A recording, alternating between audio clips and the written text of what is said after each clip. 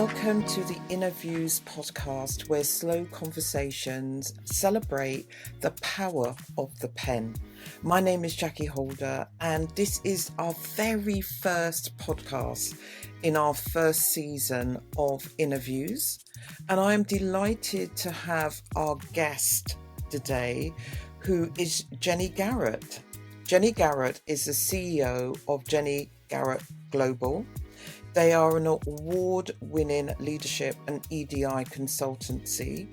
She is a global speaker around the world on women's leadership, empowerment, and AI. She is the founder of the Diverse Executive Coach Directory and co-host of the podcast AI for Equity. Jenny was awarded a OBE for her services to entrepreneurship and women in business. I loved this conversation. It was a great start to our season. There was so much in it, so many gems, some wonderful journaling prompts, and some great insights into Jenny's journaling journey.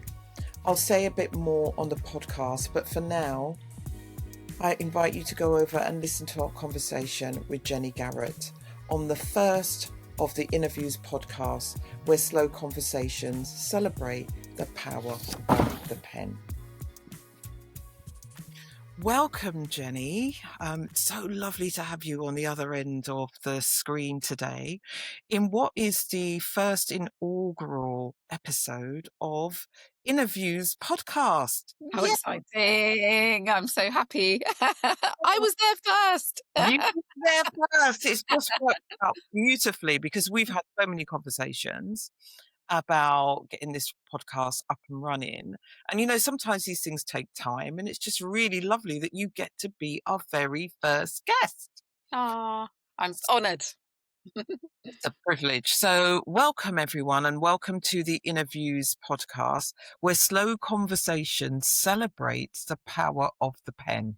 And of course, that's what we're going to be talking about today, because this podcast is all about the power and the insight that is gained from journaling, from reflective writing. And we really want to dive into the kind of personal and the intimate nature of journal writing and how we feel it can really impact and add value to our lives today. I'm so excited by every guest that has been invited, because I feel like we're going to get a bit of an inside view of, you know, what's on your journal pages, what are you writing about in your journal, and why it is important to you. So let's dive in with our very first question. And Jenny, I'm not going to give a long bio because you are a superstar and there is just so much to say about you. But for today, let's just start at this place with you telling us a little bit about who you are. How do you show up in the world, Jenny Garrett? Yeah, what a question. Who am I? I think I'm going to spend a lifetime trying to work that one out, Jackee. But in truth, I run a business, a leadership and coaching consultancy. We look at 3 pillars: inclusion, entrepreneurship, and also AI ready leadership. But if I go to the heart of it, my work is about empowerment. It's about ensuring people can reach their potential, that they can show up in the world, and that they can be valued. And I think that's at the center of everything I do. I have a social enterprise called Rocking Your Teens also. And again, aiming to inspire and increase the aspirations of teenagers. And something called the Diverse Executive Coach Directory, again, trying to increase that visibility of coaches from ethnically diverse backgrounds. So this idea of letting everyone's light shine, that's what it's about for me. I really appreciate that, Jenny, that, you know, at the heart, so you've got these 3 pillars: inclusion, entrepreneurship, and AI ready leadership. AI. Obviously, we're going to talk about the podcast a bit later. But at the heart of everything, and this is how I've experienced you in the world, is that wherever you go, however you show up, you have this amazing ability to empower others. You know, through the quality of your presence, the way you engage with people, the way you interact. the quality of how you show up as both a facilitator, a coach, a leader on world stages, as a global speaker. But ultimately, what you are doing is empowering others. And what we really want to get to today is to find out what is it? What is it that empowers Jenny to be able to do the things that she does? Mm, You mm, know, we really want to find out that because, you know, many people will obviously be inspired by you. They will admire you, but we really want to dive a bit deeper and find out what it is that makes you tick. So I think like from here, let's go to let's find out a little bit more about what's your earliest memory of having a journal, keeping a journal. I really want to know what you wrote about. What did it feel like? Yeah, it's an interesting question. I don't know the earliest, but I was an only child for the first 8 years of my life. Mhm. And I think my journal was like my bestie, my big sister, my best friend. It was somewhere I could put my thoughts secretly, whatever I was feeling. And I've always wanted to put my feelings into something.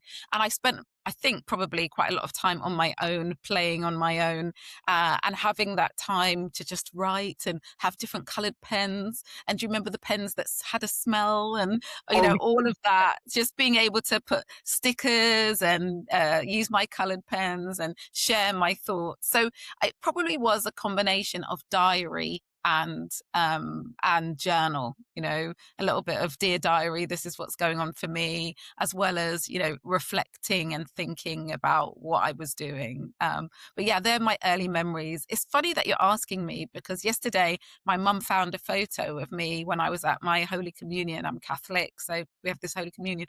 And there was just this innocent picture of me. I just looked, when you look at a picture of yourself so young, and I don't know why, it actually made me quite emotional. I was a little bit, when I was looking at it, I was like, this innocent little girl. And I remember on the day of my Holy Communion, I said to my mum, oh, I'm going to be prime minister and I'm going to change the world. I remember it vividly. And I said to her, I didn't get to be prime minister, mum, And she said, well, you still are changing the world, just differently. She said, absolutely. politicians are horrible anyway. But it was that, yeah, I just remember that innocence. And I think when Yeah. when I journaled first, it was that innocent, pure optimism and yeah, I can do anything and it's all here. Jenny, I don't think some of the experiences we have, particularly before we're going to do a podcast like this, I don't think they're by accident. I don't think it's by Mm, accident that you came mm, across that photo the day before we're mhm. going to talk about your earliest memory. Yeah. Because, first of all, when you were telling the story of your earliest experience of having a journal, it was so Mm, visceral, Jenny. It mm, really felt like you were smiling. You know, when we talk mm, about psychologists talk about being in the flow, it mm, really felt like you were in the flow. You had your smelly pens, you had your colored pens, you were mm. writing, you were creating, you came alive. Yeah, You know, absolutely. and then, you know, to take us into that memory of that Mm, innocent 9-year-old or 10-year-old, I can't remember mm. how old we are when we go for communion, Me neither. you know, but like you really connected with the innocence. But Yeah. actually, you know, you use the word innocence, but I'm also thinking, you know, when we think about some of the journal practices, like writing a letter to your younger self, you said you Yeah. felt very emotional seeing Mm, that younger self. I wonder what your, you know, in a way, you've told us a little bit about what your younger self had mm, to say. She was bold. yeah. She was confident. Mm, She knew herself. She mm, knew that she wanted to be prime minister. And of course, your mm, mum was so right. There's so many mm. different ways to be prime Yeah. minister Yeah. because you are empowering. You are Mm, changing the world. You have mm, changed the world. You mm, have changed so many women's, men's lives, mm. you know, and you're probably doing a much greater job than any of the prime ministers who have sat in those seats here in the UK and globally as well. Because you know that you've made a real significant difference. But how wonderful to have that memory and Mm, be able to trace back what it is like to say those words. mm, And I wonder mm. what would your older self say to that younger self now? Oh goodness, yeah. I think, yeah, I think my younger self would be proud of me. Yeah, I've absolutely, kept that feeling at the heart of it, that optimism, that faith that things can always be better and that we can be part of the change. I think probably part of my motivation at that age also was to make my mum proud and make my mum happy, or yeah, and ensure she was okay. And I think I think I've been able to do that in lots of ways as well. So yeah, I think she'd be proud of me. I think she'd be I, proud of me. I think you should take the word think out. Yes, okay. Mhm. That she would be very proud, because even Yeah. as you were saying that, Jenny, I felt proud. Oh, I thank you. felt proud that you were able to access that depth of love Mm, and appreciation and care for your mother, that you were able to articulate that in mm, your younger self. mm, And this is mm, a thing, there is that true self, that authentic self. I know we banned those words around, mm. but she was already being formed there, wasn't she? Yeah, most definitely. And she Yeah. was already full of so much love and so much care. And, often in our journals, we go back to that younger self to reconnect to the power that Mm, was there. yeah, that's And that's yeah. why, I didn't want us to move on from that point, because I Mm, think there's some very important points here. mm, The reason we call this the inner views mm. is we want to get that internal, that inner view, that into me see view Yes. of who we once were. Mm, Because sometimes we drifted a bit of a distance mm, from that self. mm, So mm. lovely to have her in the room. Thank you. Yeah, great. So, as you were talking about those early years of journal writing, Jenny, can you recall a moment where later on, as a teenager, as a young adult, maybe as you stepped into your adult self, of a moment when you had a transformative moment with your journal writing? Yeah, when I was in my early 20s, I started a journal on a theme. And actually, I don't know if I've ever done that since, about angels. And I wrote about angels, the presence of angels in my life. But I also, it was more than a written journal. It was, if I saw any image, I would capture it and put it in. If I saw something in a newspaper, because at that time people were still reading newspapers, I'd pull a bit out and put it in. If I went to an art gallery and there was something, a postcard, so it just ended up being this journal full of how angels are impacting my life in some way, whether I'm the angels are with me, what is angelic. It was just on this theme, and I Hmm. do think it was a bit of a turning point for me. I think that everything in that journal stayed with me. So I put the journal down, and by the end of it, this journal was full. It was bursting at the seams, actually. And it had so much texture as well, with sometimes the images would be folded in half and added in, and there'd be writing over it. So it was, I guess, slightly a bit like an art piece as well as a journal. But yeah, by the time I put it down, I think it was in me, if you see what I mean. This Yeah. whole, like, I'm pouring everything into it, but then it's pouring back into me, so Right. that it just felt like I didn't need the journal anymore because it had become part of me in some way. Yeah. I'm trying, maybe can't explain that so well, but that, like, that is, I think, a real turning point. So even though I journaled differently afterwards, that experience, yeah, meant a lot to me. And it was this, yeah, I'm bringing everything together. I'm bringing it all in here, and I'm storing it, and then yeah, it turns into me as well. I Uh, really love this. I think it's really important. mm. First of all, can I just check, how old were you when you did I the was in my early 20s, you was early in 20s. your early you did say that. You was in your early 20s. Yeah. First of all, you listened to Mm, yourself. mm, You got this calling. You didn't know what this book was gonna look mm, like. mm, mm. But the way you described it, it's almost like you created this book of alchemy. That's the only word that comes to me.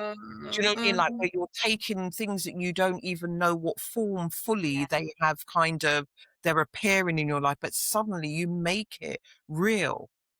And, Yeah. just even the way you're describing the book that became very textual, Mm, you were going out into your life and you were drawing from your life and you were pulling the signs and the signals and all the other things that were coming to you and you were placing them in the journal. mm, But then more importantly, it didn't just stay on the page because there's something mm, there for me around this question around how do we bring the learning and the insights that we're taking from our journals, how do mm, we bring that back into the everyday? Like, yeah. how do we embody this? How do we absorb this?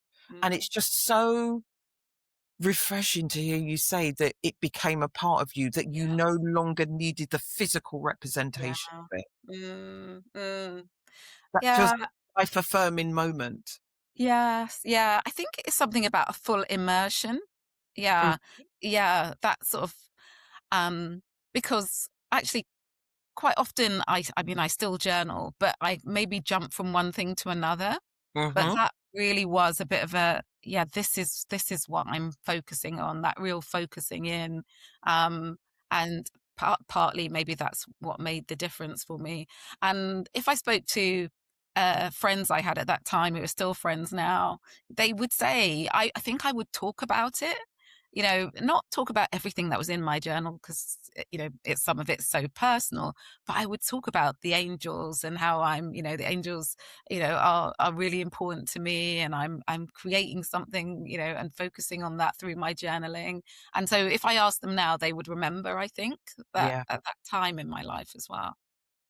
I think you don't always have to go on a pilgrimage to a holy place to have a holy Mm, moment. mm, mm, yeah. Yeah. Mm, Thank you. I feel that feels really special mm. to share that with us. But I think I also feel there's so much learning that we could take from that. And I think particularly, were you going to add something there, I was Jenny? just going to say something that, even though I say to you that it went into me, and so therefore, I didn't need the journal anymore, it did take this question to remind me. Like, I hadn't thought about it, Mm, I hadn't thought about it for years. I hadn't, intentionally thought and remembered that. But it did take you to ask me that question for me to remember that such a powerful moment for me. And I find that really interesting, that how could I not be thinking about it? Something that's so important and made such a difference. And yeah, that was very powerful for me. Thank you for pointing that out because it really takes me to this point of how important are questions in our journal writing. Mm, mm, There is Zora Neale Hurston has this quote: "It takes years to ask, and it takes years to answer." mm, mm, And sometimes the question is just that kind of it opens that door to the answer that you need to connect with in this given moment. How would I know where that question was going to take you? And sometimes when we take those questions into our journals, we use questions as prompts. We can connect with, experiences and knowledge and inner knowing that's underneath the conscious mind. So I think it's a really good point around, different ways of kind of variety of approaches that we can use with our journals in terms of just asking ourselves a question like, what was a powerful moment I had with my journal? yeah. It was sitting there. Mm. Yeah. So thank you. Thank you. Oh, so, this really takes us on to this question around the fact that you had this immersion with your journal meant that it was more like a slow process. You gave yourself time. You weren't hurrying it, you weren't rushing it. But yet here we are, 2026. We're in the heart and the belly of AI. Do you know what I mean? Absolutely. Speed, knowledge, information coming at us. Um, so you host this podcast with your daughter Leah, which I think is a Yes. fantastic thing that both of you are doing this podcast together. It's called AI for Equity. Yes. What sparked your interest around that intersection between AI and equity? And what's the relationship with digital journaling? I'm really interested to hear more. about that? Okay. Well, particularly the podcast was really because I was hearing so much bad news. AI is going to take everyone's job. AI is going to leave us in the wilderness. We're just going to be sitting around a fire and the robots are going to be running the world and we're going to be in fear. And, I never want to be in fear. I never want to be making decisions from that place. So I thought, well, what if this wasn't true? What if there was something to the contrary? What if potentially AI could be good and AI could solve the world's biggest problems. And we started investigating that, and we found so much great news from all over the world that we turned it into a podcast, which is Mm, also going to be a book. A book will come out in September about it as well. So, brilliant. yeah, that was really exciting. But the Brilliant. but the question around digital journaling is really interesting because I'm sure you've heard it too, Jackee, that people talk about AI coaching all the time. Yeah. And I again thought, well, let me just understand what this AI coaching is, because people are always saying, people won't need coaches anymore because of AI. So as coaches, it's going to take our job. So again, I thought, let me just go head on into this and experience something like AI coaching or AI journaling. And I downloaded this app called Rosebud, and it was a really interesting experience. At first, it was quite exciting, Jackee. I was typing every day and it was Yeah. asking me questions. And the first week it said, Jenny, you're amazing. And I Wow. thought, oh, this is really good. And then I thought, let me do the next week. It sends you a summary at the end of the week. I was amazing again. The third week, I was amazing. And I started thinking, come on, there's got to be some some critique of me. I know I'm not a perfect person. I know I'm not completely amazing every moment of every day. And Yeah. that's when I realized that actually that's what's missing from AI. It wants to please us. So it only tells us great things about ourselves. That, it doesn't understand the full context either. If I'm only telling it good things about my day, but not all the, mistakes I made and the wrong decisions I made or how I didn't show up in the way I wanted to, it's not going to know that either. And it just showed me what's missing. So yeah, in the start, it's on the shallow level, it's amazing because it tells you you're fantastic.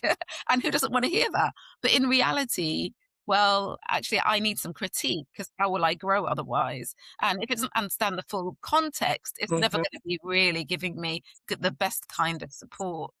So there's so much missing. So it was a tool that was able to boost you Yes. without understanding who you are. For those people who are listening, you are um, a racially diverse leader. Hmm. Do you know what AI doesn't know that? And it No, probably didn't ask you anything about that, no, it didn't. And there will be so many different parts of you in terms of our own intersectionality that it won't have dived into. Yeah, So it completely. will never have a full appreciation. And I guess there is a bit of a challenge for us as human beings as well, because obviously we have more access to that. But we can also, I'm just thinking about this in relation to our journal writing. Is Mm-hmm. there a way that we could get quite also one dimensional about our journaling? And what is it that you do around bringing more of that critical perspective into your journaling that will help you, I heard you say, grow? Yes. Yeah. Yeah, while keeping the compassionate side as well. Yeah, exactly. I can't remember when it was. Years ago, I, read an article about reflection and it said thinking with purpose. And that's Yeah. always stayed with me. So when I'm journaling, I'm thinking with a purpose. And that can vary what the purpose is because sometimes the purpose is gratitude. Sometimes it's, let me be thankful for my week. Let me think with that purpose. But quite often it's, yeah, actually, what didn't you think about today? Yeah, yeah, if you looked at things from another perspective, what might you be seeing? How could you do things differently? And so I do, I think, go out of my way to intentionally ask myself the challenging questions that perhaps other people are not asking me to see if I can dig a bit deeper and challenge myself, understand myself, and grow. So yeah, it's exactly what you said. It is in a compassionate way. It's not to beat myself up in any way, but but there's always another perspective. And I interestingly, one of the things that I think I am not bad at is stepping in someone else's shoes. Mm-hmm. Is say, "Oh, actually, if I look at it from that perspective, that it could look quite different." And I think my journaling really helps me do that because I meet a lot of people who I just can't see that perspective. I can't see another point of view. And actually, I can quite often step in the shoes of disagreement with myself, if you see what I mean, from a different perspective. And I Yeah. think my journaling practice has really helped me do that. Yeah, I love that. Do you mind repeating those 4 questions again? Because I think this is really helpful. I did capture some, I think is what didn't you do? Okay, yeah, I probably have no idea what I just said, but yeah, how could what might it look like from another perspective? How Yeah, could I that do was it one. differently? That's second Um, one. yeah, I'm not sure what the others were. What did you what didn't I do then, I think it was another one, and what am I grateful for? But anyway, Okay, people can listen back to yes. the conversation. I was like, "Oh, these are great questions." I desperately trying to capture them down. But this is really, really good because you've got a framework. You've got some questions here that will help you to really cultivate that kind of go into a different perspective. Mm, And this is one of the things that we say about journal writing. It's a skills-based practice. mm, It's not mm. just coming onto the page and venting and just leaving those words. That can have its place. But if you want to get the full experience, the full bodied experience of journaling, there are all these different tools that I feel like you can really just draw on. And we want to make these really practical. And I really like the way that you're bringing in practically how you're doing this in your journal with simple questions and simple prompts that can take somebody from just dumping on the page. Yeah, which is a good enough place to start, but like, how can they build on this? You've got a leader who's feeling overwhelmed, overworked, overstretched. They don't feel like they're making the impact that they really want to make. There may be elements of how they're showing up that, they can improve on. They can start to do some of this self-inquiry for themselves. Yeah, absolutely. And actually, some of the best times I've journaled have been on a journey. If you're on a train journey or if Yeah, if you're just caught somewhere, you can just catch the moment as long as you've got your journal with you. It doesn't have to be, oh, I've got to book a date with myself at 3 o'clock on a Sunday afternoon, because that doesn't work for everyone. It's great if it does work for you, but catching those moments and if you've got a question ready, you can just dive straight in quite quickly. and that's the thing. When you've got a question ready, you're more Mm, prepared to then open up your notebook yes. or open up the notes on your phone and you start to journal. And Absolutely. I think it's really important to acknowledge that we can journal on the go. Yes. I'm terrible journaling at my desk. Yeah. Nothing Mm, constructive comes to me mm. sitting at my desk. It just feels so much more formal. Yes. Whereas, Yeah. on a train, on a bus, in a cafe, surrounded by loads of people, Mm, it's something for me that just takes me into this kind of inner quiet space where I can journal out my feelings, yes. without feeling like I'm being bombarded. So, you just got to really experiment with it. Yeah, I also like to acknowledge like my questions might be not right for everyone. I think I am quite a practical person. Yeah. And I've been equally inspired by your cards, which have that inspiration from nature, which Yeah. I think enables you to start thinking about it quite differently as well. With a Yes. metaphor of nature, I think it takes you to other parts of your brain. So there are times when I'm really quite practical in the way I've talked about my questions. And there are other times where I'm like, let me take one of Jackee's cards out because I think this will take me somewhere else. So yeah, it depends what you're looking for. I think you're absolutely right. And the thing for me is like, I feel like you have a toolkit.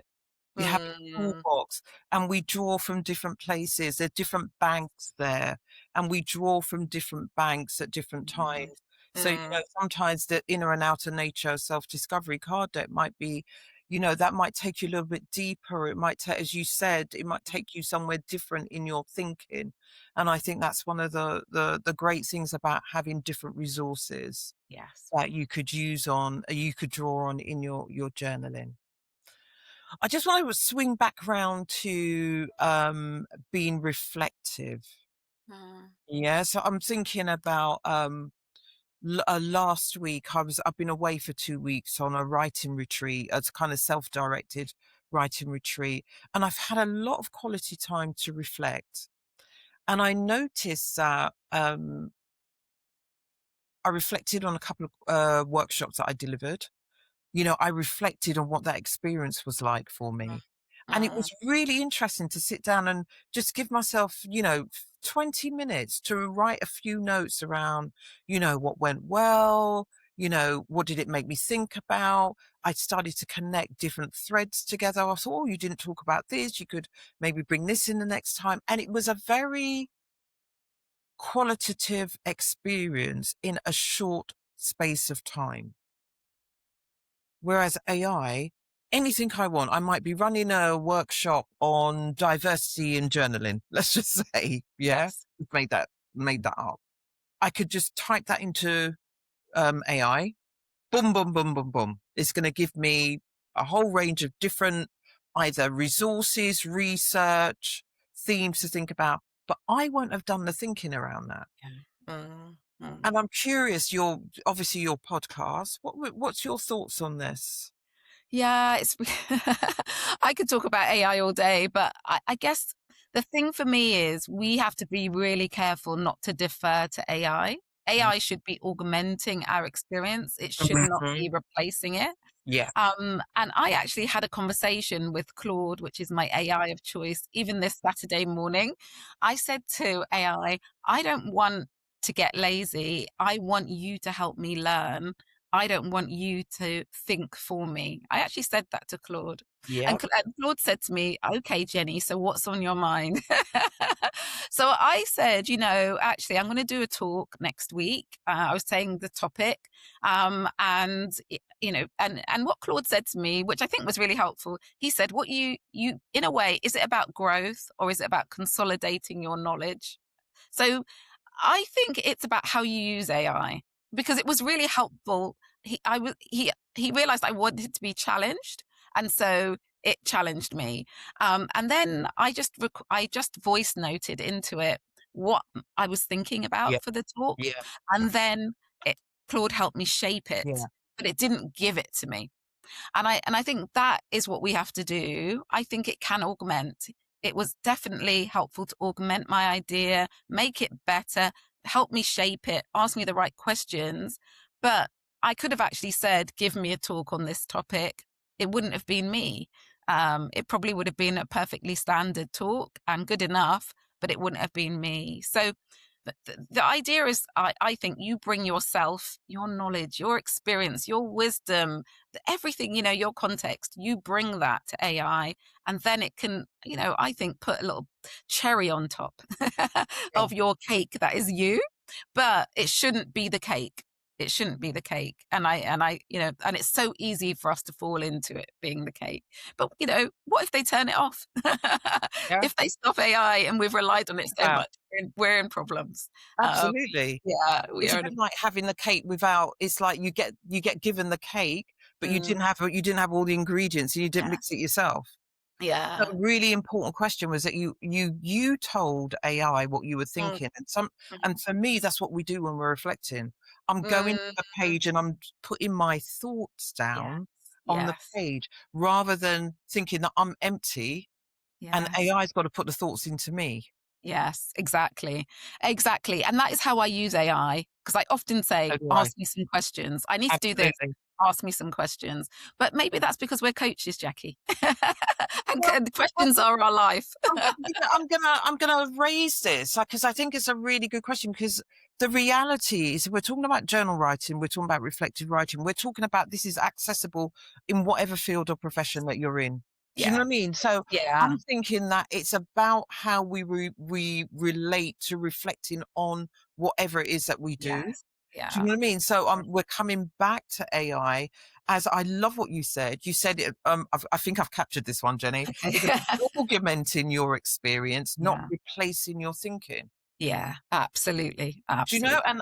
And to Yeah. me, you said right at the beginning of this podcast that your journal was your bestie. Yes. Well, your Yes. thinking is your bestie. Yeah. Yes. And AI can give us different things to think about and might add to what we're already thinking about, but it shouldn't be the place that we start as an empty vessel. No, and also AI is, bringing all of the knowledge that's been put into the world to a certain extent, and then it's kind of merging it, and we completely don't know exactly how it does it. But ultimately, if you blend everything, if I blend every color, I'm just going to get one color, aren't I? Yeah, That's what happens if you blend everything. And the truth, the fact is, I might be vibrant pink and someone else might be vibrant yellow. We don't want to be merged together because no, we want to keep our yeah. uniqueness. And so that is a danger, I think, with AI, that ends up bringing everything together and just getting this very kind of, good enough, but kind of not unique, not unique enough voice, which is what, you bring a very unique voice. I'll bring my unique voice. If we just get what AI, it's the uniqueness can't be there in the same way, even though you can say, put a bit of writing in that I've done before and emulate me. It's not you. It's just not. Yeah. And I guess for me, what I've recognized when I've gone back into the pages of my journals or my what I call my common purpose book, where I write like quotes and I might start to write out ideas for a course or something that I'm working on. Often the answer's already there. The Mm, knowledge is already there, mm. but perhaps sometimes what we're not doing is we're not making time and space to go back and revisit that. Yes. And Yeah. it's very seductive with AI because it's very Mm, fast. yeah. Where, the whole point of this podcast is to slow us down. Yes. Yeah. That, where slow conversations celebrate the power of the pen, it means that we go back to just being a bit slower. Yes. Yeah. And that's so valuable. I do think so. I've in a way maybe been saying some things that are negative about AI, but I do think you could go to AI and say, give me a prompt a day for the next month. Or, yeah, what have I been talking about recently that you think it would be worth me reflecting on? So you can use it I think you can use it as a partner to enable Yeah. you to do things that maybe you need a kickstart. Yeah, Mhm. and you could potentially have a little bit of a kickstart. But I am a real fan of the pen and paper Yeah. Tell me journaling. about that. Yeah. Yeah, I'm not, even though I said I downloaded that tool and I did some online Rosebud. journaling. Yeah, I really am a person who likes to write and doodle in Yeah. my journals. Yeah, yeah. And the thing is, we know there's so much research, Dr. Virginia Bernier, there's so much research around the memory retention when we write by hand Yes. compared to when we type on a keyboard or on our notes app. There's a very different relationship that's happening between the pen in your hand and your body Mm, and your mm, emotions. And often when we're writing, it's not to say that, we should never do digital journaling, but it is that it's a different experience. yeah. And we Mm, know that the research shows that we get different returns mm, from doing it.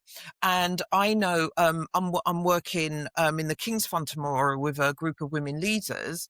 And I've been doing this program for about the last 3 years. And one of the things that I know is that, you know, uh, women will often say, well, I don't have time mm, to sit down and write by hand. But when they have the experience on the program of doing that, of writing for 3 minutes or writing for 5 minutes, oh my gosh, yeah. what they experience by giving themselves, it's almost like having that container Mm, and, writing by hand, not going onto their phones or their laptops. They find that they access different parts of themselves. yeah. They access different parts of their intelligence. Mm, That prefrontal cortex, the working memory is revitalized, it's reactivated.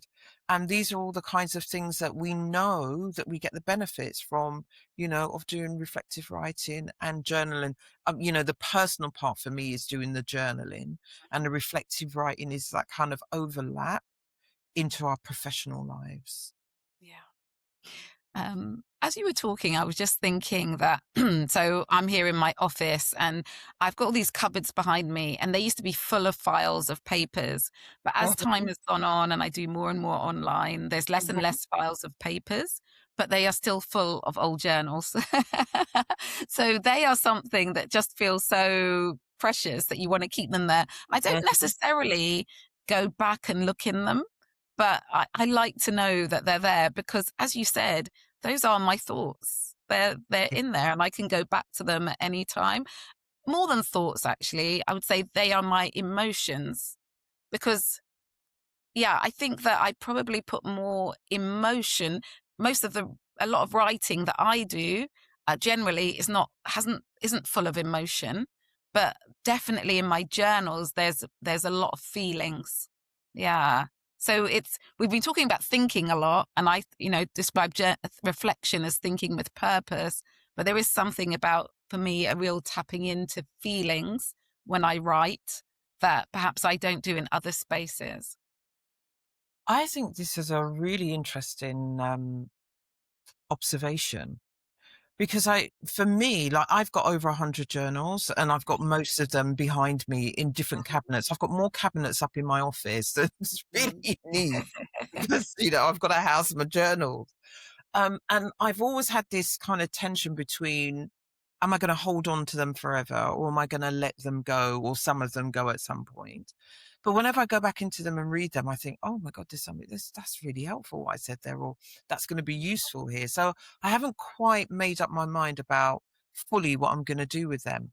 But you really sparked something for me when you said that your journals are the place where you put your emotions.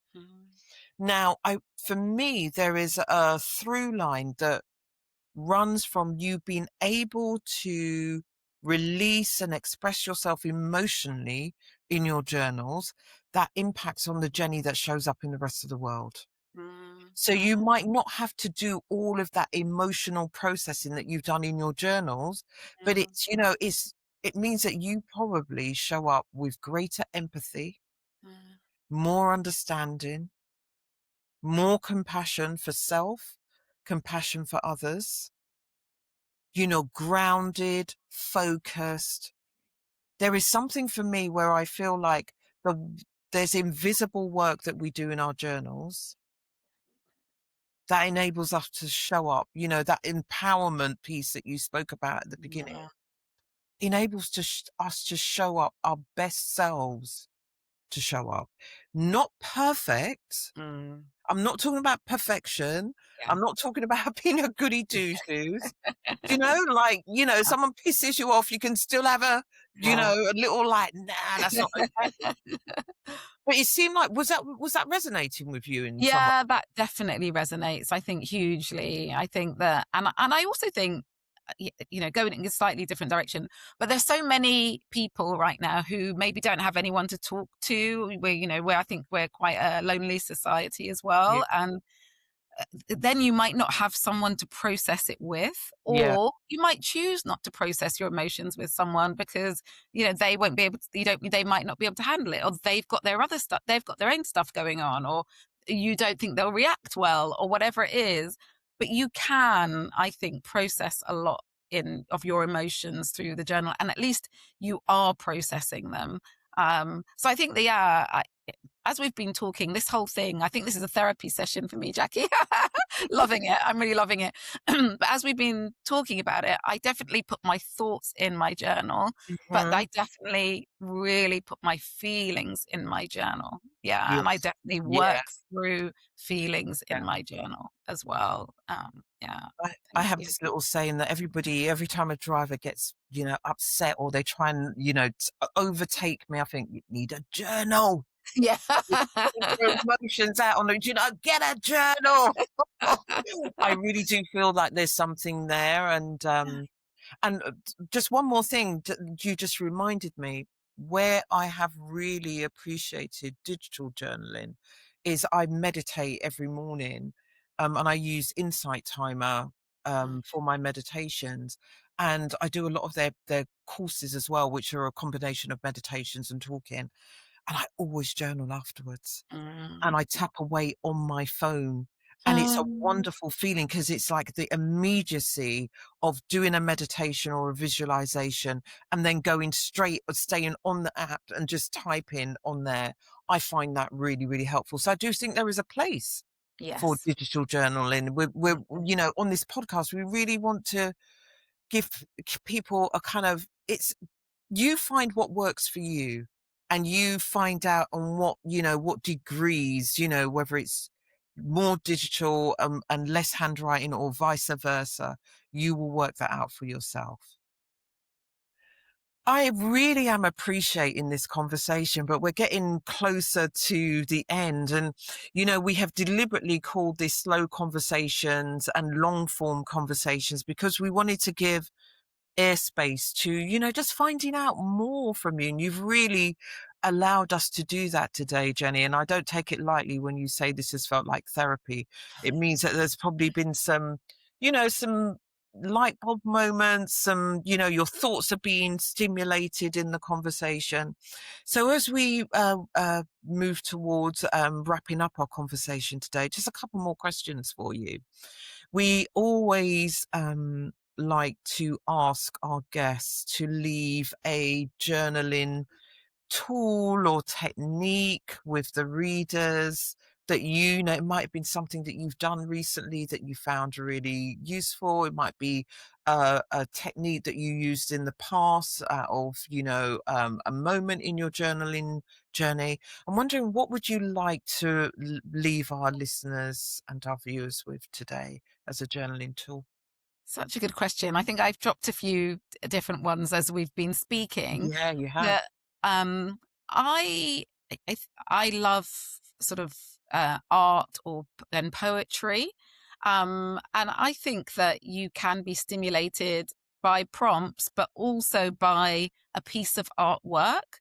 So if that's not part of your life, typically to look at a bit of artwork and then just what does this bring up for me, or a poem, what was the particular line that touched me in some way, and just work from there. I think that is a really nice way to get into it, actually. No pressure. No pressure. Something that you like the look of or like the sound of, and maybe just see where the journaling takes you. And maybe I'll be greedy and just say I also love the sort of free form writing, that more stream of Hmm. consciousness, and just Hmm. starting with a sentence. Yeah. Right at the beginning, I think you said, "How do I show up in the world?" Yes. So that is a beautiful prompt. Yeah, I show up in the world like, and just write for 5 minutes. Who knows what will come from something like that. So I like that idea of just starting a sentence and going for it, and not stopping, not censoring myself, not worrying what anyone else will say, being open and honest and sensory in the detail. So that free fall writing, I really love that, but also being stimulated by something that maybe you don't think leads you to journaling, but it can. So this is great. You've given a multitude of different prompts there, which I think is wonderful. So this idea of being inspired and stimulated by art, Mhm. just seeing what takes your fancy and writing from there, see what the art brings up in you. And I listened to a wonderful podcast last week called Your Brain on Art. Mhm. And they were talking about how powerful art is in terms of stimulating the senses, but also in bringing beauty into our lives, but also stimulating some of the parts of our thinking that we might not have connected with. Art can get in there, can kind of get into those spaces. Um, but I also like the fact that you brought up poetry, and that, there's different ways that we can use poetry. And I'm wondering if you got a favorite poetry book that you use. Where'd you go I to for? actually, I've been talking about the poetry pharmacy lately. There's another one, and I'm trying to remember what it's called. It's something about home, but I can't remember off the top of my head. But the poetry pharmacy, I do love. A poem for any ailment you have. So, That's a yeah, great book. yeah, That's a yeah, great book. yeah, Yeah. And it's such a great idea that there's a poem for every ailment. And I yes. encourage my coaches to, I encourage coaches that I work with to have different poems Mm. that speak to different themes that they know their clients bring into their coaching conversations. Because sometimes you just never know when a poem's going to be really helpful. You might just use a couple of lines from it, and that'll be enough stimulus for your person you're working with to just go off and write. And then I love this prompt, the free fall writing prompt, this idea of the prompt, how do I show up in the world? That's a great prompt. Mm. And then use a free fall writing or a stream of consciousness to just write and see what comes. What wonderful prompts you've shared with our listeners today, Jenny. That's a feast of resources to take away. And before we go, and so thank you so much. That was great. Thank But you. before we go, I just thought I forgot to ask you this question around um, with your podcast with Leah, Mm. like what have you learned about AI and, the connection with journaling through having these conversations with your daughter Leah as well? Because I feel like a bit of her's here in the room as well. Yeah, she's always with me. What have I learned about AI and journaling through my experience with the podcast and Leah? I think what we've learned is that as humans, we just have to be quite careful about where we put our attention. I think um, that, to be honest, I think we're quite fragile in so many ways, Yeah. and we have to really then think, who do we trust with our mental, physical, spiritual well-being? Mm. And when you can look someone in the eye and even if it's online, I think I trust that person rather than putting all my trust in an algorithm that doesn't really know or feel or experience me. So Mm. although we're very big fans of AI being used to solve some of the biggest problems, and if it could solve poverty and if it can solve the medical issues that we have, I'm all for it. Yeah. I'm not all for it being a replacement for the human experience. It just cannot do it. And use it to help you, use it to support you in some ways, but really recognize its limitations. Don't think it can do everything. It's not the panacea to all ailments. It really isn't. And there's nothing better than connection. And I think that journaling is a connection with self. Yeah. And there's also connection with other people. And both of those connections, I think, are better than connection with an algorithm. Beautifully put. It gave me shivers just listening to how you've ended, and what a perfect place to end. This is your views, this is your opinions, and this is what we wanted on the Interviews podcast. Jenny, I just want to thank you for being our inaugural guest. What a start to the Interviews podcast, the first of which we hope will be many conversations that bring many more people to the intimate pages of their journals. And just really want to thank you for being here today. And we look forward to sharing this conversation and hope that it will inspire many others as well. Thank you so much, Jenny. Thank you. I look forward to listening to all of the other episodes. I know they'll be amazing. Thank you. Welcome back to Interviews, where slow conversations celebrate the power of the pen. I've just had an amazing conversation with Jenny Garrett from Jenny Garrett Global, but she's so many more things, and the EDI and leadership consultancy that she runs. This was a great conversation, a really rich start to this season of the first season of the podcast, and I couldn't have chosen a better guest because there was just so much that Jenny shared. I'm not going to give all away, but there were just some real gems in here. First of all, I really appreciated Jenny going back and taking us back to her 8-year-old self. There was this moment where you can imagine Jenny dressed in her Holy Communion outfit as an 8-year-old. You could also, there were some really lovely visuals of Jenny as a child writing with those smelly pens that we used to have back in the 1970s. And it was just thinking about her with her notebook and her stickers. So we really were able to go back to Jenny's early years with her journal, and quite early on in the conversation when Jenny talks about going back and finding that picture of herself in her Holy Communion, and then relating that back to being able to write a letter to a younger version of herself, and really connecting with what that younger self was thinking about, how that younger self lived in her body, and how her journaling was able to reconnect her to that important essence of her purpose in life, right back to that early 8-year-old. That was a very powerful moment.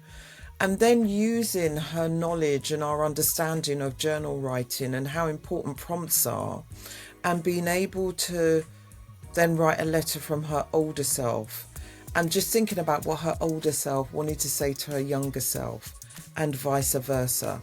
And these are all important and very valuable journaling tools that, if we think about the world of AI, yes, AI can give us these prompts, but it cannot go into our inner world in the way that we can, in such a intimate way, but also in a way that is way beyond the shallow world that AI inhabits. And I'm not saying that as a criticism of AI. I'm saying it as a way of understanding how we can ensure that we journey with AI, and AI is not always leading. We recognize that we have so much in terms of our human intelligence that AI is not going to be able to replicate in the same way. And I think this also came to life when Jenny talked viscerally about the angel journal that she created. And it does feel like it was a creation. It was more than words on a page. It was a journal that was packed full with images of angels. That's why it's her angel journal. She had no idea why she started collecting images of angels, but she trusted herself. She listened to herself. And again, AI will not always make sense of some of these intuitive, instinctive things that we do when it comes to the worlds of our journals, and not having a literal route that we travel sometimes in our journal writing and in our reflective writing. And I think this was such an important example of that. You know, this was a journal that she just followed her gut, you know, and there's something really important. She said, I poured everything into my journal, my angel journal, but realized that it was pouring back into me. So she had this very profound experience of creating and curating her angel journal. And she says at the end of it, when it was done, I knew that I didn't need to journal anymore. And I think this is a great example of what we call a focused journal. I think it's something I just made up in the moment, but it's also a word that I have seen around in the journaling community. I think, but definitely think I've heard Kay Adams, I've heard Eric Maisel, I've heard Linda Monk, you know, different journaling experts talk about this. But in this context, I think this is a really good example of what you call a focused journaling method. It was for a limited period of time, and it was focused on one thing. Her subject was angels. And I think it would be fair, as you listen to the conversation with Jenny, that this was an important pivotal turning point for her in her life purpose. I think it seeded the work that she does around empowerment of others. So I feel like it's a really important journaling tool and technique for when you want to focus specifically on something that you want to bring about, something that you want to create, something that you want to change, something that you want to transform. But it is often something that emerges from inside of us.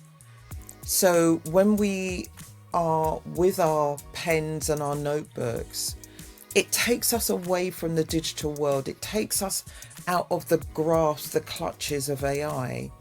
And we get to really listen in very keenly to our own internal human intelligence. And that's often where we can hear those quiet whispers, actually, that tell us and point us in the directions of where we need to be going next. I really love that. And I think this is a wonderful tool to practice. I'm actually recording this outtake on the outro on the conversation with Jenny on my birthday on May the 11th. And I've had some time to digest the conversation. And I was really surprised when I went back in just how many things I had missed in the conversation. So obviously in the making of the conversation, you're in it. But there was something that was very satisfying in going back and listening to the conversation, because I was able to capture little slithers of gems that Jenny made and said, and things that I said, that really pulled the conversation into a much fuller, bigger picture. And I invite you, as you listen to these conversations, because that's why it's called Where Slow Conversations Celebrate the Power of the Pen, is that we're able to slow things right down. And of course, in our fast-paced world, when we're constantly scrolling, we're being fed and we're consumers and we're not creating, we can miss so much. And this is an invitation to really savor and to capture and to make sense of what you're hearing and start to pull threads together and make sense and make meaning. And that's one of the things that this conversation was really able to highlight, that we get so much more than the instantaneous output that AI gives us. So I love the Rosebud story, and I won't spoil it, but it's a really great example of how an AI intervention, an AI journaling coaching tool, where Jenny felt it came up short, where it really did not give her the fullness of what she could capture through her own writing.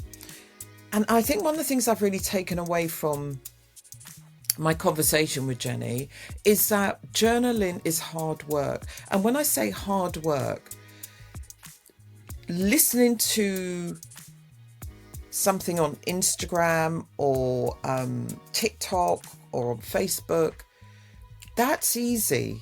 We don't have to do a lot of work. We can be very passive in just going there and putting our attention there and having loads of information or visuals come into us. Why I say journaling is hard work, because we have to do some labor. We have to pick up the pen. We have to decide, what is it we're going to focus on? What is it we're going to write about? What is it that we are thinking? What is it that we're feeling? What do we want to say? That's hard work. That's us working. That's us laboring. And AI wants to take us from the labor of being human. But this is a superpower of really valuing the power of slow writing, journaling, reflecting, having time away from your phone, your desktop, your computer, and just spending time with yourself, going offline. And I think this is what this conversation really helped to reinforce and to emphasize. And at the end, there was a lovely practice from Jenny where she's inviting the listeners and the viewers to take a piece of art, take a poem, take something from the world around you and use it as a way into your journaling practice. She invited you to just see where there is a point in the art. Maybe there's a colour, there's a bit of light, or there's a part of the subject that speaks to some element of what you're thinking about or what you're experiencing right now. Or it stimulates or provokes something. And to use that as a free writing or a bit of a stream of consciousness where you just write whatever sparks in you. And I really like this because journaling can take us away from the kind of black and white grey thinking space that we can get into in the world of AI and the digital world. And I think this is a great practice to end with. I like to take images. You could either have them on your phone, or I like to print off images and put them in my journal. And I find that is so stimulating for my journal writing.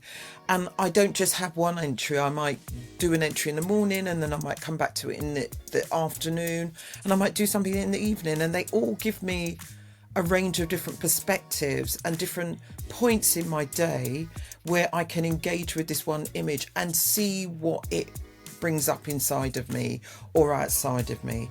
So there are just so many different ways that you can take the prompt that Jenny shares and use it in your own practice. And over at the School of Journaling, when we share the podcast with you, we would love to know what you took away from the conversation, and we would love to hear how you got on with the prompts as well. So welcome to the first podcast conversation with Jenny Garrett. You're listening to the Interviews podcast, where slow conversations celebrate the power of the pen. Don't forget to like us, subscribe and join us so that we can share with a wider audience this conversation. And we hope that you will join us again for more thoughtful conversations in this first season of the Interviews podcast. Thank you so much for listening and tuning in to the podcast today.